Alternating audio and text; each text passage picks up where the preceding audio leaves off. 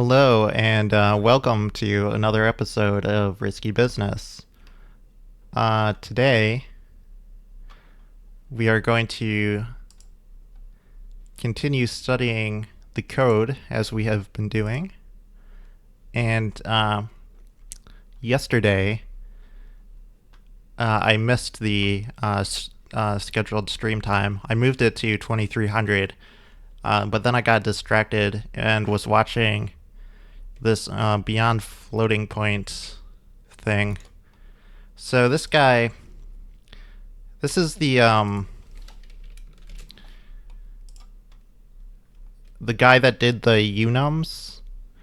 So I don't know if anyone watching this is aware of that stuff, but it was this idea for like a better alternative to floating point, but it was totally impractical. So apparently he's come up with a new thing called a POSIT, is what he calls it. And so I watched this talk on it, and from the talk it sounds pretty interesting. It sounds like it's really more viable to actually implement something like this, and it gives better properties than traditional IEEE floating point. But on the other hand, it is the unum guy, so I'd approach it with a bit of skepticism. But the nice thing, the reason I'm mentioning this, the nice thing about something like this is now that we have RISC-V, if some small company wanted to build a chip that had an FPU in it that did POSITs instead of IEEE floats, like the cost of doing a custom chip like that is now only $100K, because you could go to Sci5 and take your custom FPU design and integrate it with one of their platforms and get actual chips for $100,000.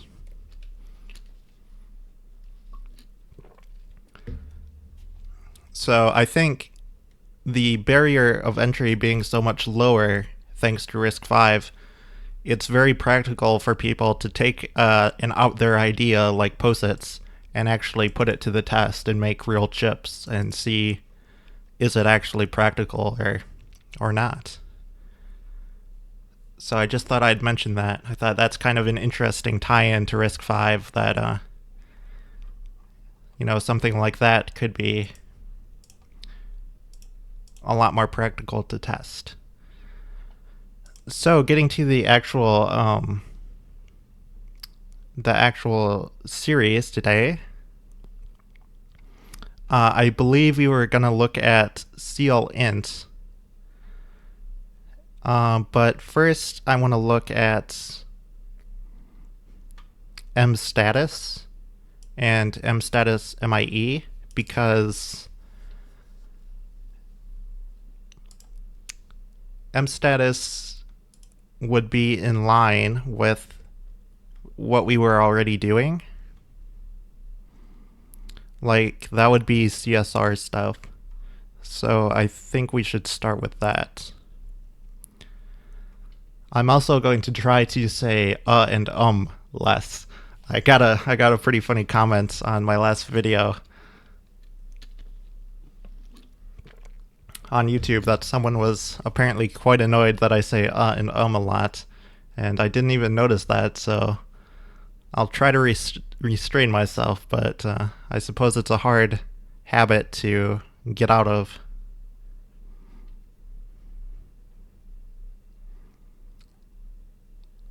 So let's go to control and status registers, and I want to see the mstatus register and information about that.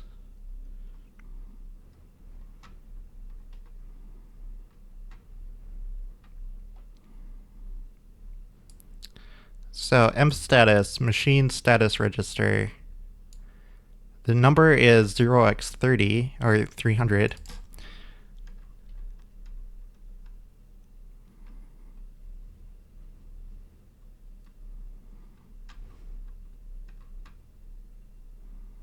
Machine level CSRs.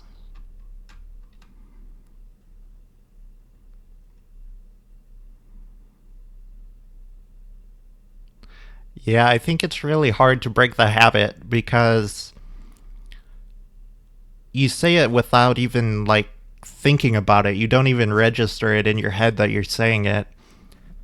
And whenever you have a pause in your speaking, it's very, very tempting to try to fill that space with an or an But like I just did it there without even,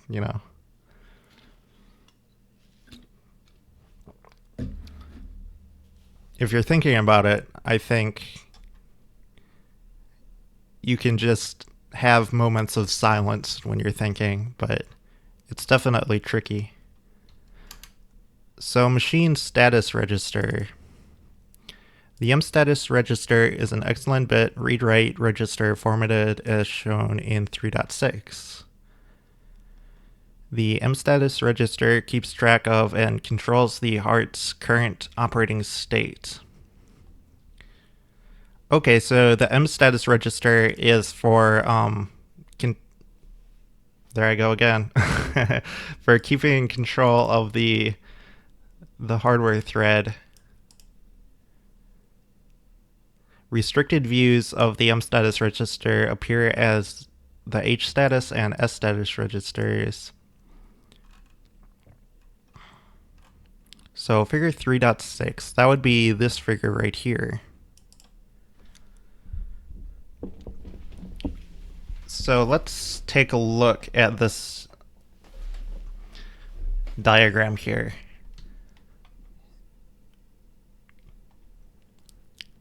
This would be the low bit of the register, and here's the high bit, and it's an excellent bit register, so 32-bit on our Hi-Fi 1. There is one bit that's WPRI, 4 bits for VM, 1 bit WARL, 4 bits, or I guess that's 5 bits, not 4. 4 bits for WPRI, 1 bit for MXR, 1 for PUM, 1 for MPRV. So I don't know what any of these are.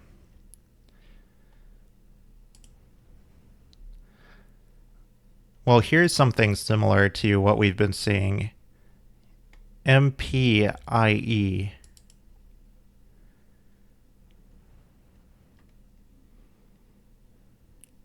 And then there's MIE right here.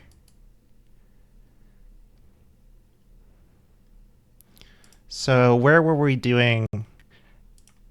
Yeah, right here. Set CSR, mstatus, MIE. The comment says enable interrupts in general. I'm confused a little bit about this because we have the PLIC, and we know that we can enable or disable all the interrupts in the PLIC driver. So if we go to the PLIC driver,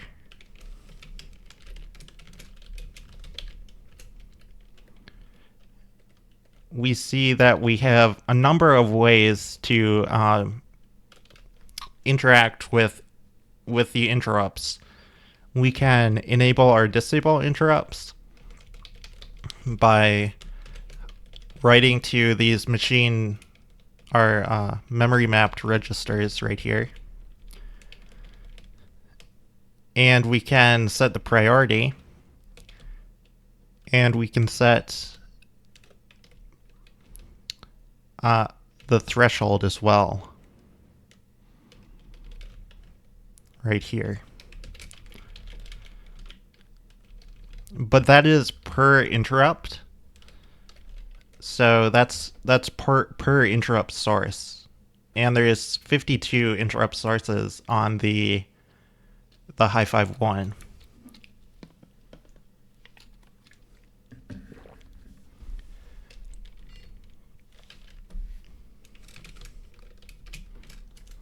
So it makes sense to me that you'd have a way to do a general enable, where instead of twiddling all those different bits, you would just set one bit to generically enable or disable all of them. But then that leaves me wondering, what was the point of the machine external interrupt bit? And then there were more specific ones like the machine timer bit.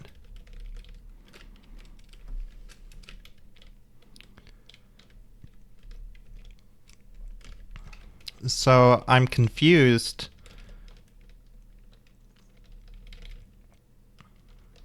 about what these are doing. Those particular bits in the MIE.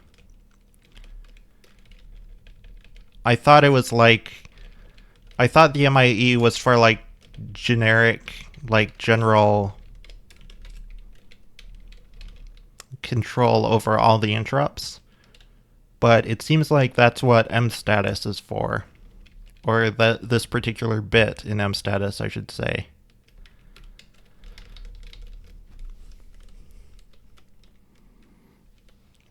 So I guess I don't really understand how MIE relates to the PLIC.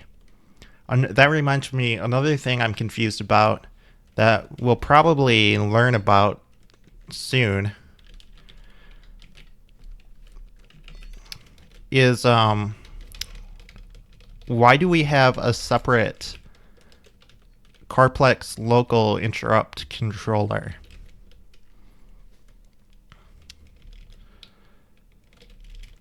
Because we have this Coreplex-Local Interrupt controller thing, but we also have the PLIC. And I was thinking, well, Coreplex, this is specific to Sci5's implementation, right? Their family of Freedom Everywhere. And presumably they have the same Coreplex local interrupts for Freedom Unleashed as well.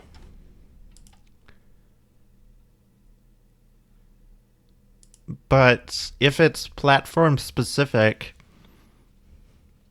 I remember when we studied the PLIC that the sources, the actual interrupt sources that the PLIC deals with are platform specific.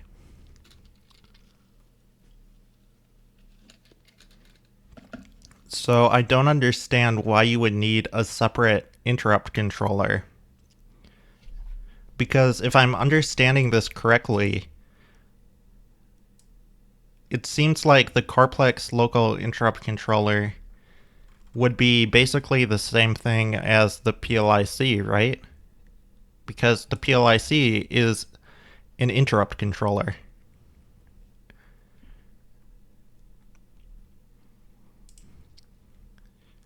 Right, platform level interrupt controller, Coreplex-Local interrupt controller.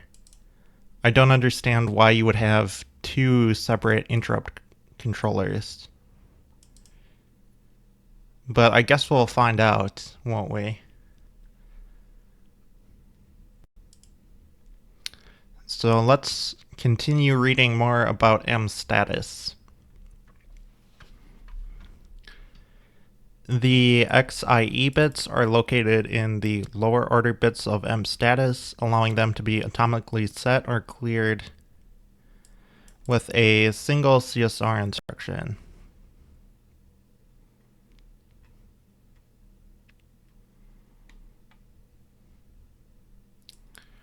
To support nested traps, each privilege mode X has a 2-level stack of interrupt enable bits and privilege modes.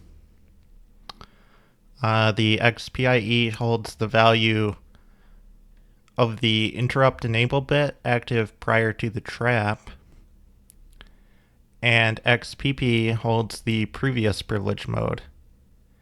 The XPP fields can only hold privilege modes up to X.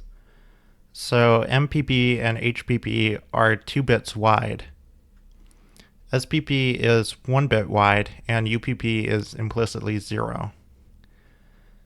When a trap is taken from privilege mode Y into privilege mode X, XPIE is set to the value of YIE. XIE is set to 0, and XPP is set to Y. For lower privilege modes, any trap, synchronous or asynchronous, is usually taken at a higher privilege mode with interrupts disabled.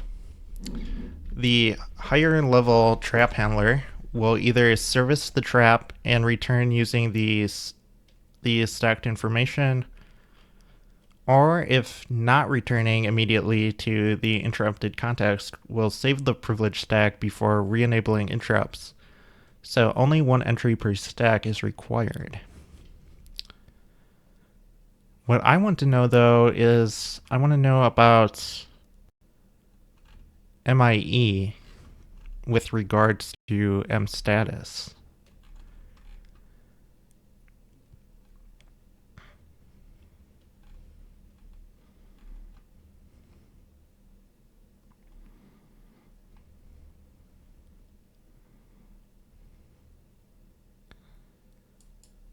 Well, it says XIE is set to 0 and XPP is set to Y when this happens.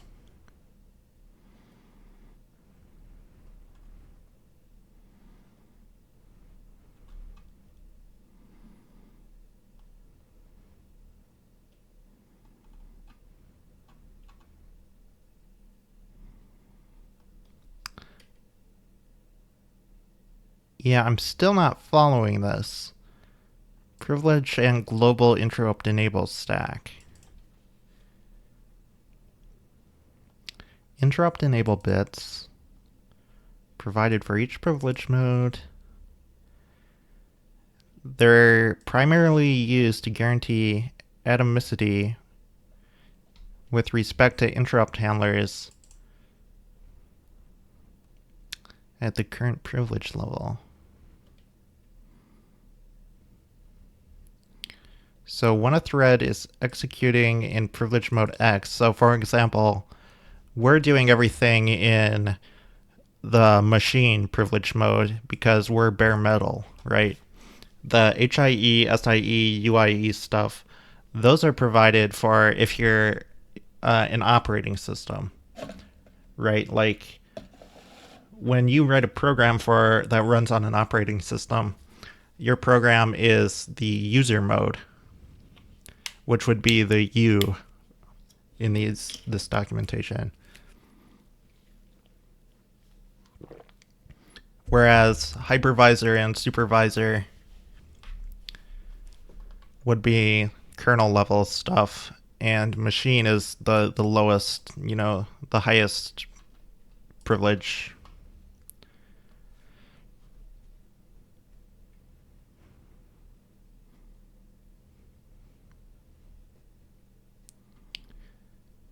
So when a thread is executing, interrupts are enabled when MIE is 1.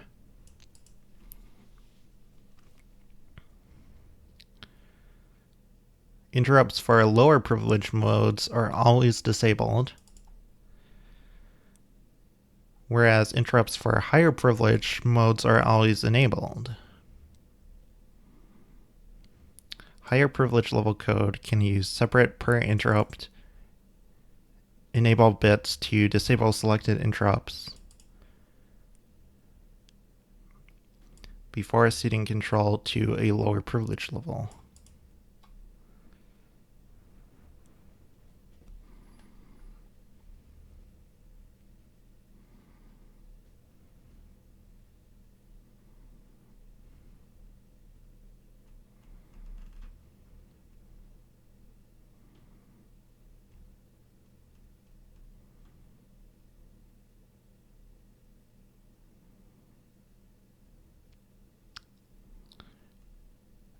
So it does seem like the MIE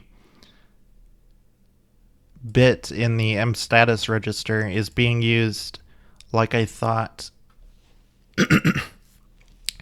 where it's a general purpose way to disable all interrupts for that privilege mode.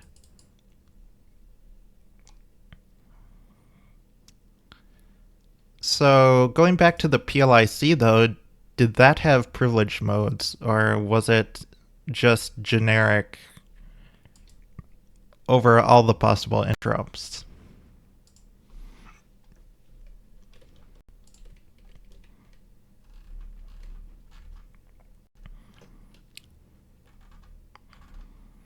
I don't think the PLIC dealt with different privilege level stuff.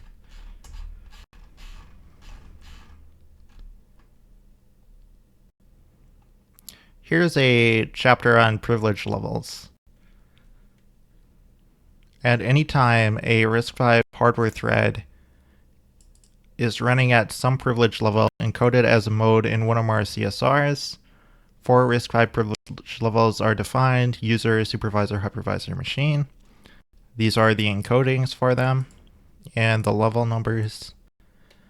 Privilege levels are used to provide protection between different components of the software stack, and attempts to perform operations not permitted by the current privilege mode will cause an exception to be raised. These exceptions will normally cause traps into an underlying execution environment, or the HAL. The machine level has the highest privilege and is the only mandatory privilege level for a RISC-V hardware platform. Code runs in machine mode. Code run in machine mode is inherently trusted as it has low-level access to the machine implementation. M mode is used to manage secure execution environments on RISC-V. User mode and supervisor mode are intended for conventional application and operating system usage, respectively. Hypervisor mode is intended to support virtual machine monitors.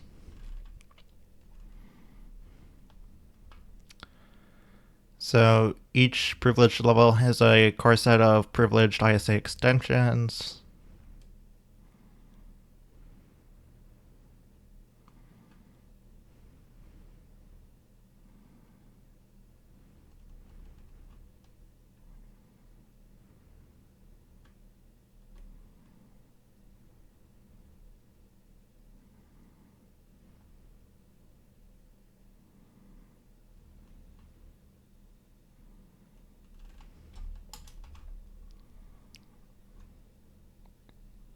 So I want to go back to the PLIC stuff.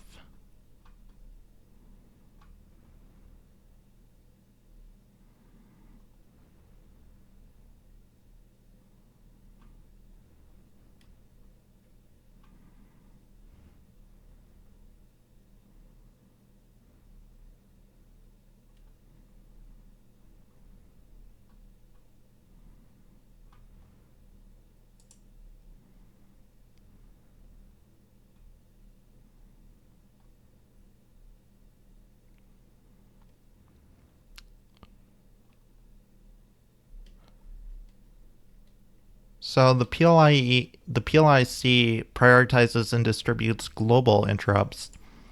So maybe the PLIC doesn't handle local interrupts, which would be why there's a separate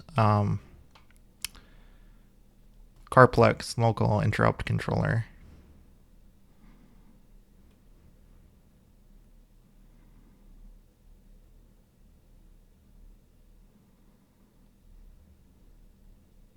Yeah, it looks like the PLIC only deals with global interrupts, not local interrupts. And I don't really know what the difference is between a global interrupt and a local interrupt yet. But apparently there's a difference, and the PLIC only cares about the global ones.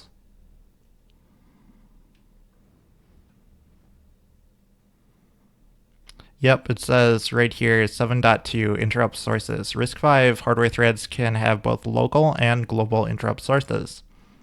Only global interrupt sources are handled by the PLIC. So that is the reason why there's a separate interrupt controller for local interrupts.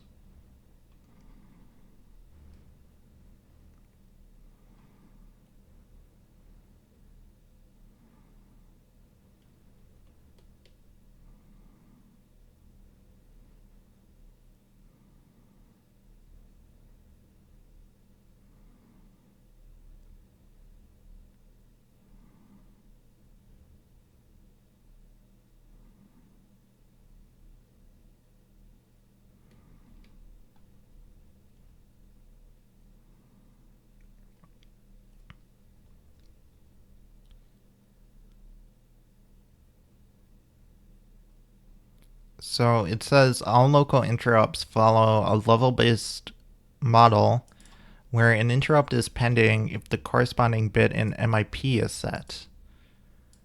The interrupt handler must clear the hardware condition that is causing the MIP bit to be set to avoid retaking the interrupt after re-enabling interrupts on exit from the interrupt handler.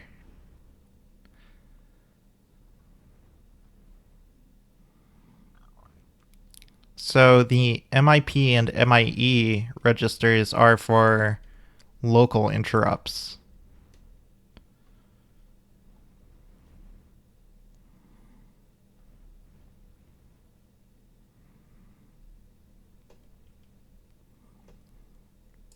And it says additional non-standard local interrupt sources can be made visible to machine mode by adding them to the high bits of the MIP/MIE registers.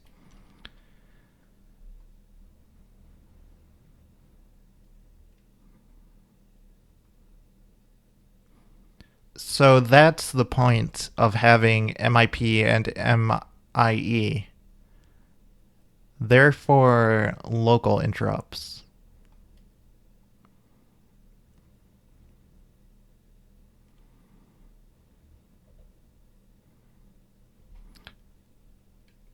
Oh, but it looks like MIP is used by the PLIC too, to some extent.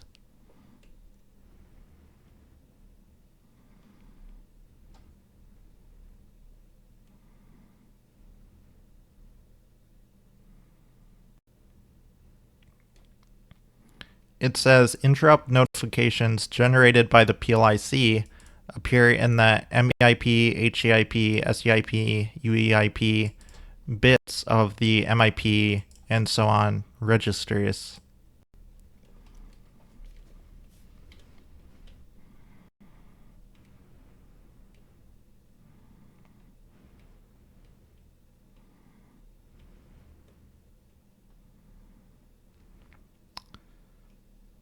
So those bits in the MIP register are what it's using when, let me open up Milton here.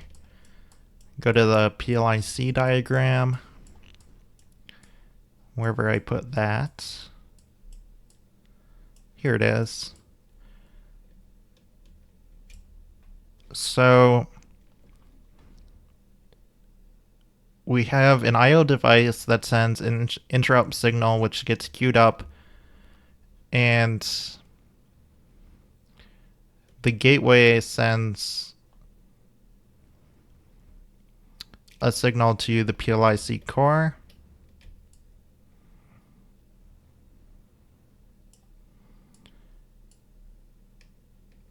The PLIC core sends an interrupt notification to the target, and what it's doing by sending, when we say the PLIC core is sending an interrupt notification to the target, we're setting the MEIP bit in the MIP register is what we're doing to send an interrupt notification.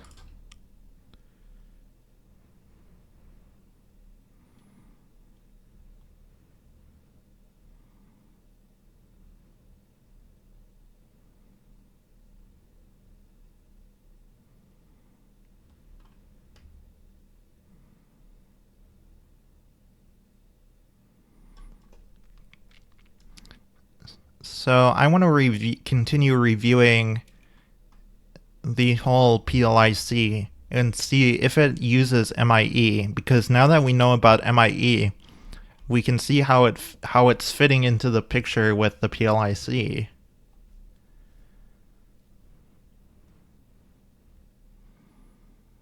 So we see how the MIP fits in the picture. It has the MIP bit, and it's also used for local interrupts. But what about MIE?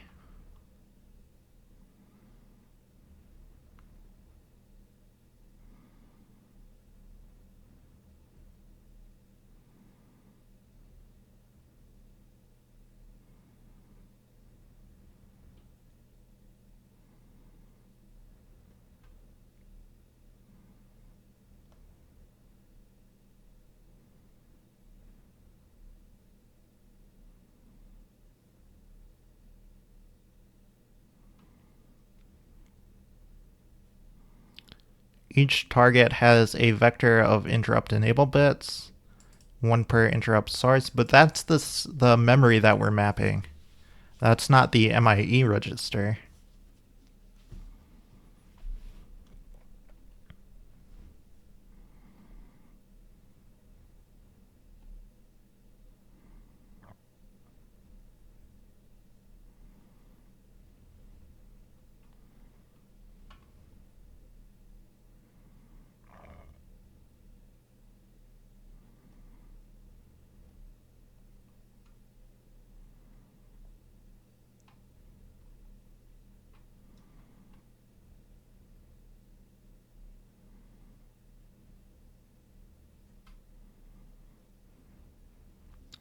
So here we're talking about MIP again with regard to interrupt notifications.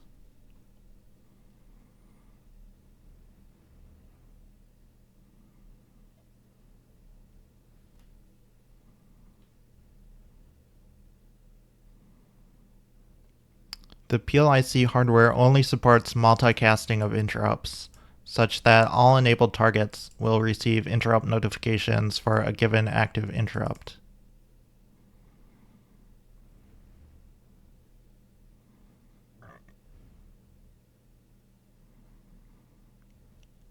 So every time there's an interrupt, we broadcast it to all the running threads, but only one ends up taking it. So I think the MIE is maybe involved with the interrupt claim,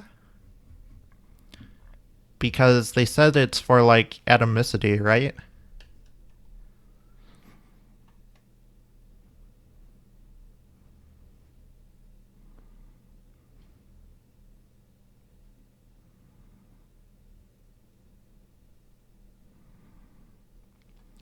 Well, no, the claim happens. We saw that in the driver. That's another memory mapped thing.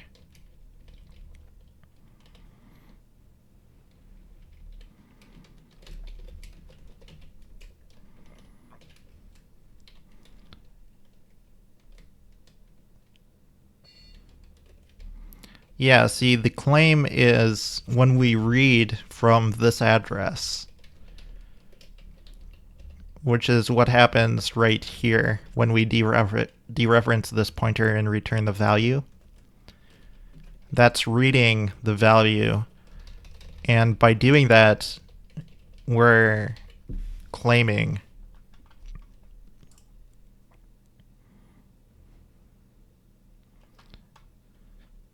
So during that read, it sends a interrupt claim message to the PLIC car.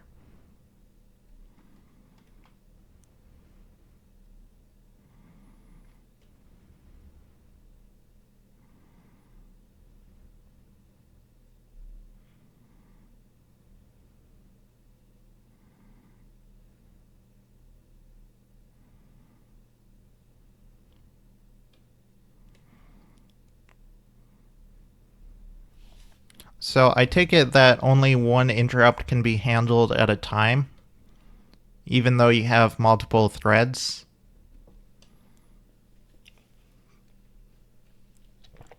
if I'm understanding this correctly.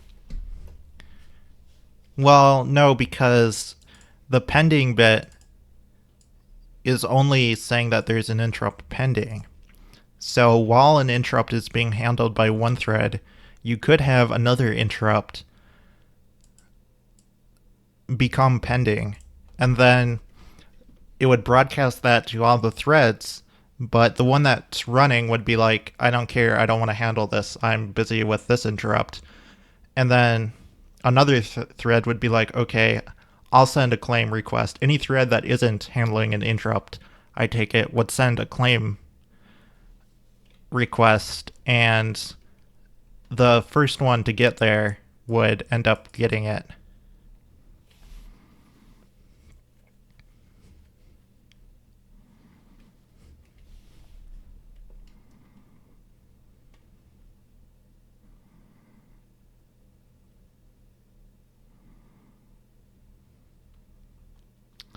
And you can disable this and manually pull for interrupts instead.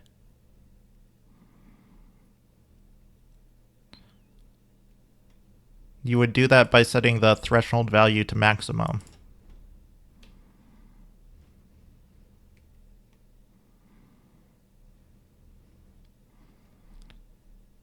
Or it says a simpler approach to implement polling would be to clear the external interrupt enable bit in the corresponding XIE register.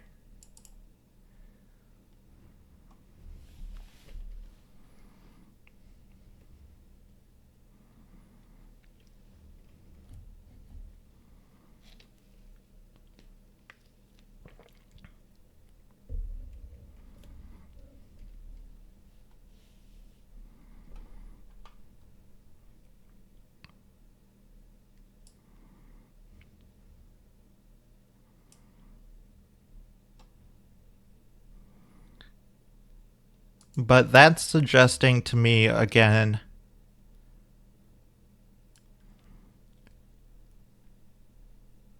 that the MIE register is used to globally disable interrupt notifications.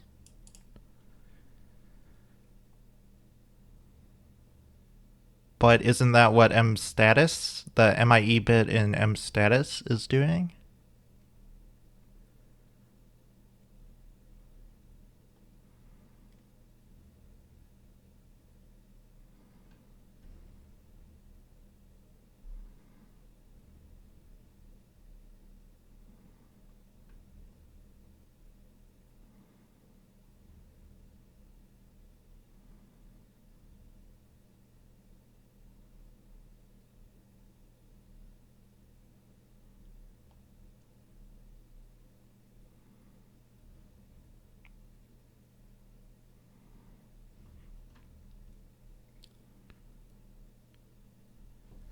So that answered questions about the MIP, but it didn't answer my questions about the MIE, which is more what we care about because that's what we're messing with in the code.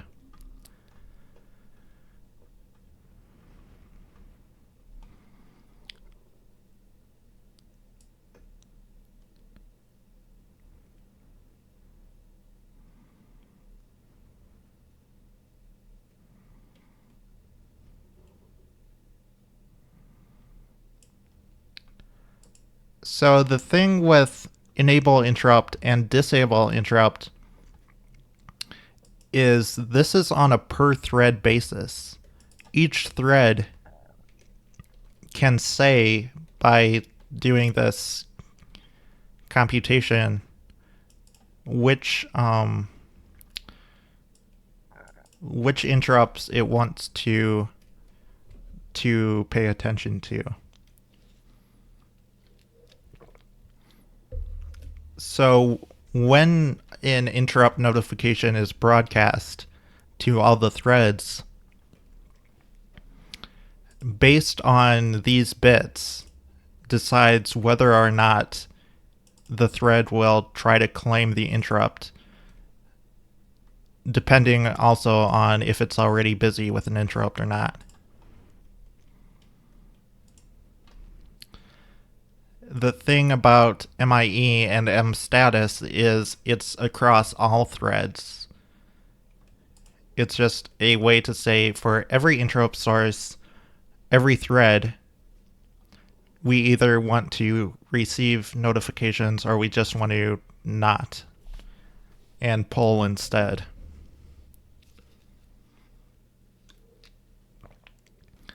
But I don't understand the difference between the MIE register and the mstatus MIE bit.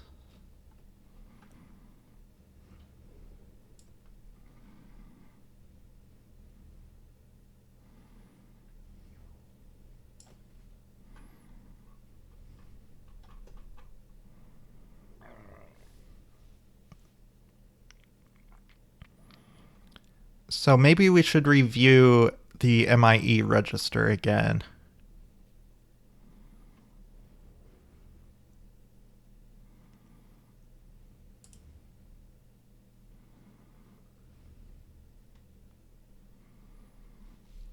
The MIP register contains information on pending interrupts, while MIE is the corresponding register containing interrupt enable bits.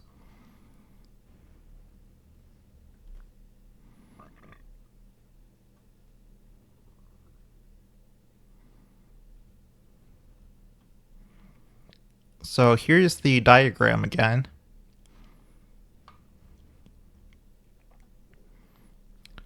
And we can see that there is MEIP, there is MTIP, and there is MSIP. So MEIP is the external interrupts that we were talking about with the PLIC. MTIP is a local interrupt for timers. And I don't know what MSIP is right now. We haven't seen that in the code.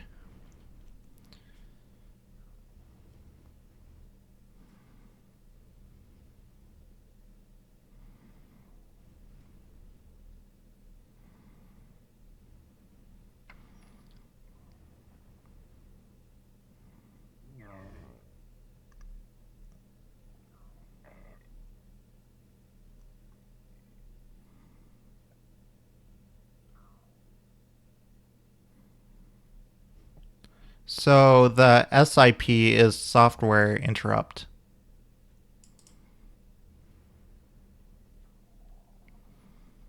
I don't know what a software interrupt would be, but apparently that's a thing.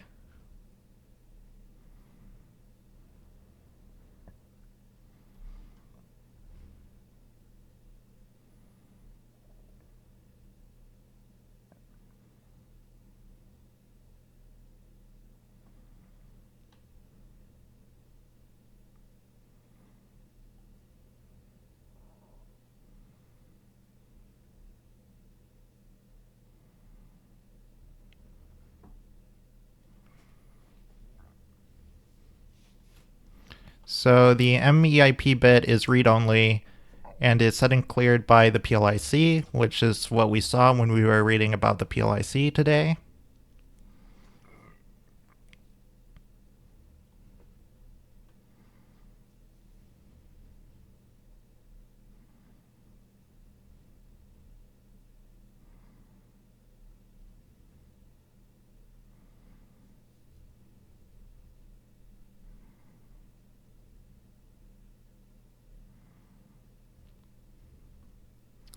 An interrupt will be taken, an interrupt I will be taken if bit I is set in both MIP and MIE. And if interrupts are globally enabled.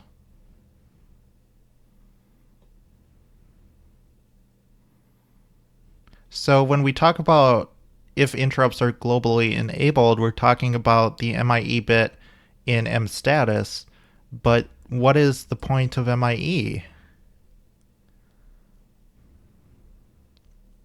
because if you say interrupts are not globally enabled in mstatus, but then you say in MIE, we're going to enable or disable them, like, what's the point? Why are there two?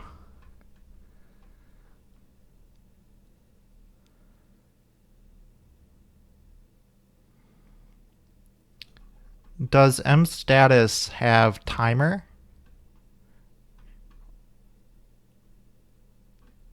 Let me take a look at mstatus again.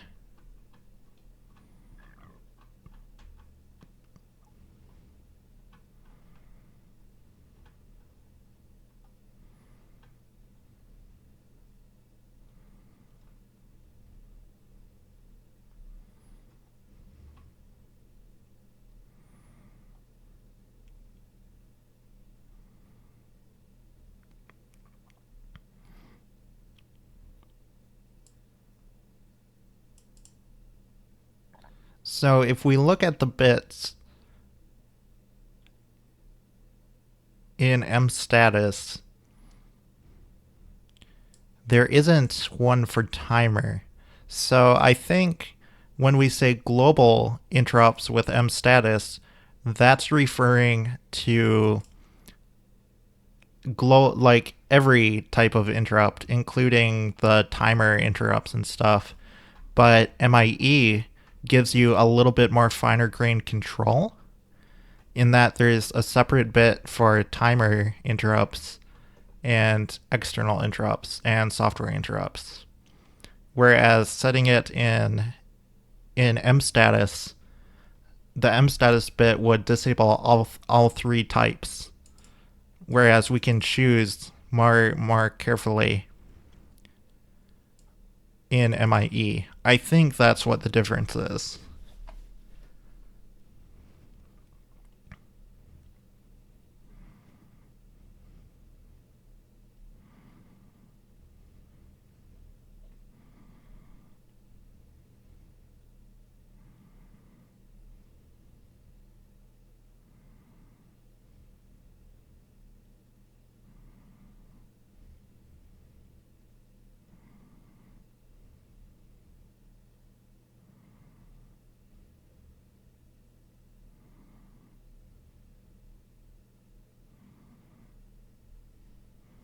So yeah, as far as I can tell, that's why we have two different ways to do like globally enabling and disabling of interrupts.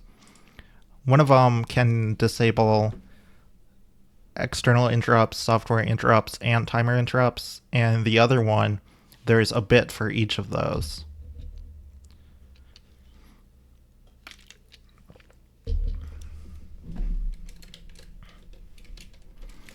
So going back to our code, when we clear the machine and timer interrupts, what we're saying is we don't want to disable software interrupts. I don't know why when we're resetting demo we don't want to disable software interrupts. I don't know if there's a reason for that or not. But if we wanted to just globally disable interrupts while we're doing reset demo, we could have just set the MIE bit to 0 in mstatus instead.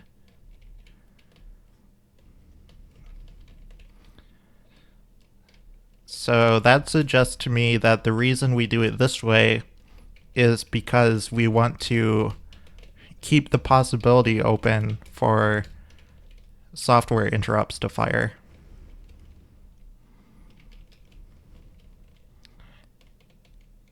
And I don't know why. That might be a question to ask on the forums. Again, we could ask in, I guess, the well, in one of the subforums, I don't know which off the top of my head, we would maybe post a question asking why we're only disabling machine and timer interrupts but not software interrupts, rather than just setting the MIE bit in mstatus.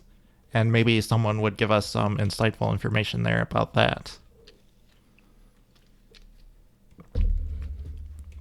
So I'll try to remember to ask that on the forums after today's episode.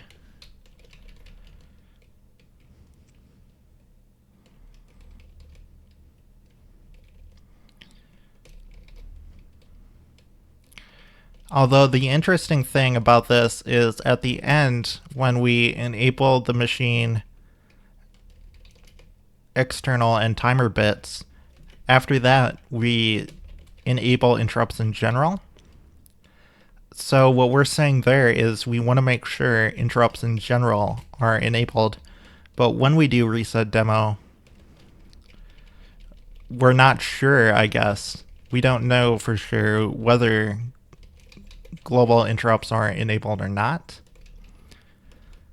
And I guess what we're saying is we don't know or necessarily care if there are software interrupts that might need to be handled.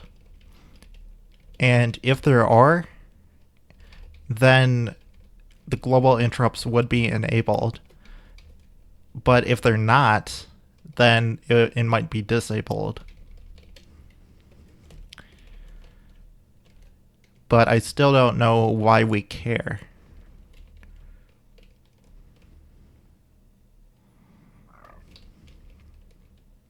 So we do all this stuff.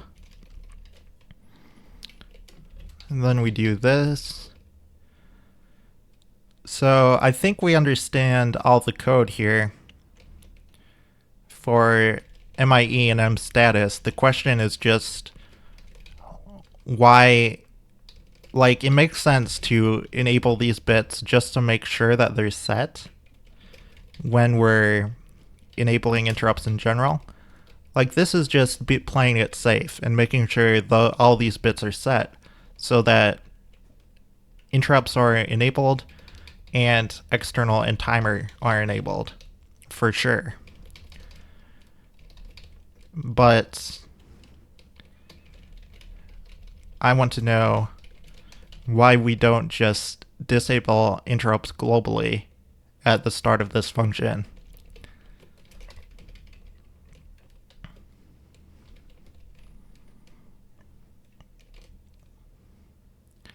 The next thing to look into would be the Coreplex-Local Interrupt stuff. So this section of the code right here is what we're going to investigate next.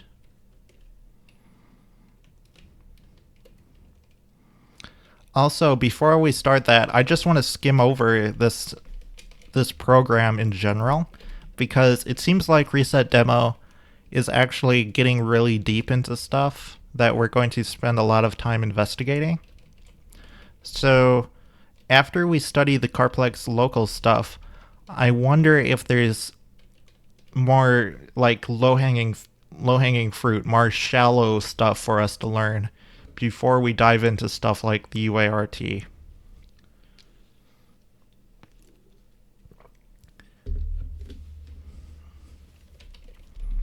So I just want to skim over this program and see what all we do.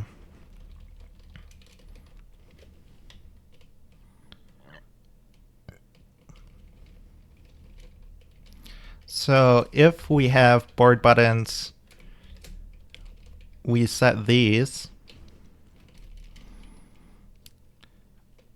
And regardless, we set these, so that's stuff we can investigate. There's PLIC init, we know what that does. Reset demo, that's what we're studying. And then it just goes into a busy loop.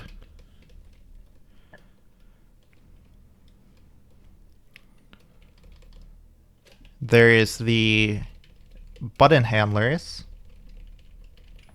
Hello, Tenbroya, thank you for tuning in. So we have 3 different button handlers here, and it looks like the main thing that's going to be interesting about that is the GPIO register thing, which I think is setting interrupts or something. So we'll have to investigate that. But that's something that we're going to be looking at regardless when we do that section of Reset Demo. Oh, awesome, James. Thank you for tuning in, as I said. So what else do we have?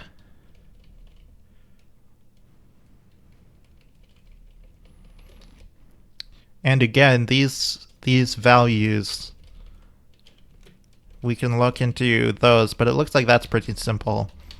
It's got a GPIO base address and then the particular offset. So that's just some memory map GPIO stuff.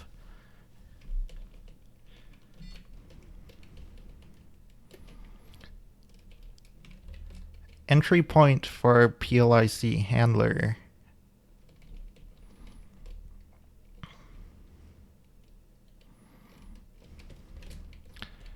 So this looks interesting. The entry point for the PLIC handler. We need to study that.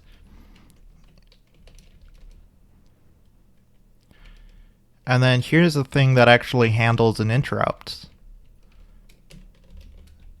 The machine timer interrupt handler specifically. So we'll probably take a look at those before we dive deep into some of this stuff in Reset Demo.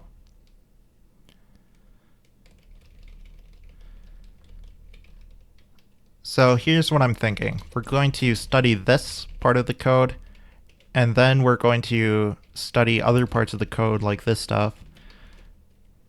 And once we understand all the other stuff in this program, then we'll go back to Reset Demo and we'll look into the stuff that I marked as to do, because I think it's going to get really deep into stuff.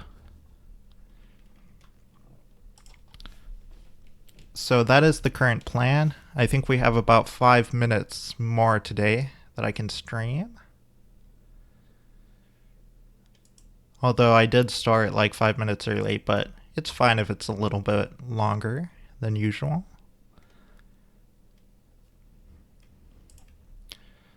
So let's find the documentation we want to look at regarding the Coreplex-Local Interrupts. This one didn't have Coreplex-Local Interrupts because I believe that's platform specific. But I did want to take a look at this handbook. So, okay. The assembly programmer's handbook just contains a list of pseudo instructions.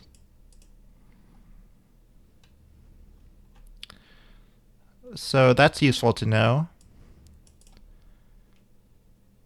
That's not important to us right now, though. So Coreplex-Local Interrupts, Chapter 17 of the Coreplex Series Manual. Let's start there.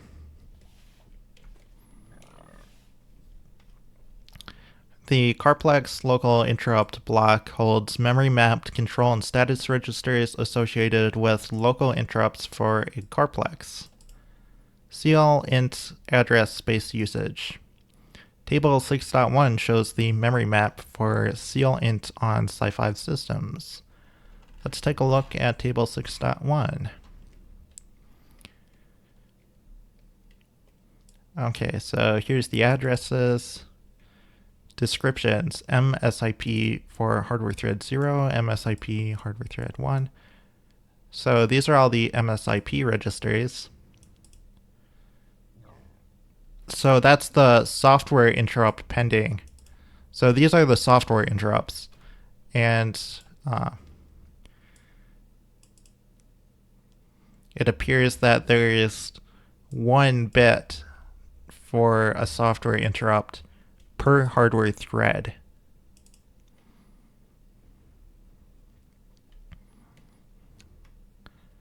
And then we have the timer registers. So we have an M time CMP. Or wait. MSIP for hardware thread 0, but there's a difference of 4 between. So that would be 4 bytes. So it's actually 32 bits, the MSIP. So there's an entire 32-bit register per hardware thread for each software interrupt. And the M-time CMP registers have 64 bits because we see the difference in this address is 8 bytes. That's 64 bits. And then once we get down here, there is an M-time register as well. And then there is reserved memory down here.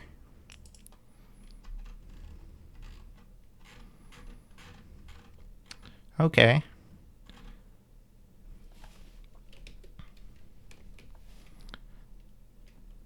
So because Coreplex-Local Interrupts is only visible to machine mode software, the memory address space can be densely packed. To simplify interconnect implementation, CLINT interfaces are designed to only require 32-bit or larger accesses.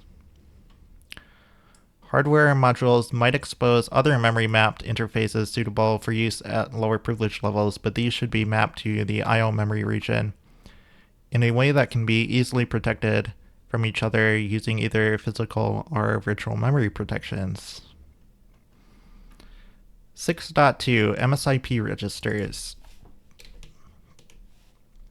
Machine mode software interrupts are generated by writing to a per hardware thread memory mapped control register.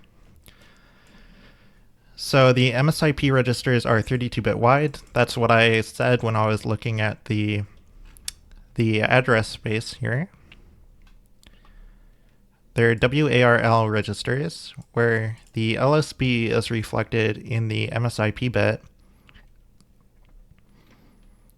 of the associated hardware thread's MIP register. Only bits in the MSIP registers are hardwired to other bits in the MSIP registers are hardwired to 0. The mapping supports up to 4095 machine mode hardware threads.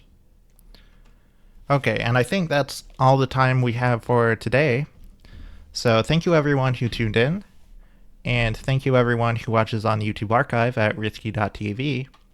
And you can follow me on Twitter at HMN_risky to get updates about the series. So I will see you next time, and stay risky, everyone.